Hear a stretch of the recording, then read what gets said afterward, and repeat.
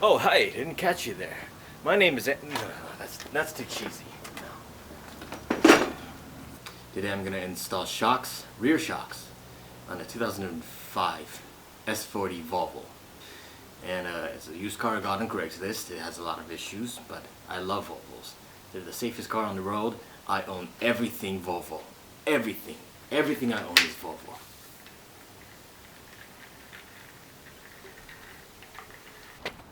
Alright, this is it, the S40. The tools you're gonna need are a 12mm socket, a 15mm. Cut the crap. I'm just gonna put it in the description. Okay. This is the shock. There's two bolts. They are 12mm. Remove those. Yes, I'm lazy. If you follow this right behind, there's a bolt in the back here. This is the bottom of the shock. If you follow the shock, you'll find the bolt. Very easy to remove. Just remove that one bolt. You just need some muscle. There we go. Make sure you take care of your tools. The tool will take care of you. Usually, unless they're from China. This is the old one. Now you want to remove the nut in here. There's a special tool for this, but not everybody has it. So this is another method. So you can put this over, hang on to it, then use a box wrench to go counter. Alright, so this is how you tell it's a bad shock. Once you push it down, it doesn't push back out. And another thing is, so it's like there's air and there's oil in there.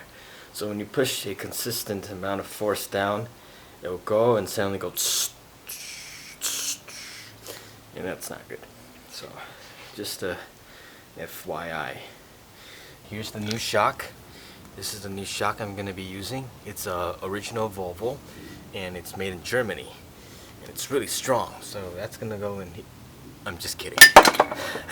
This is the shock I'm going to be using. Push this down and then remove it.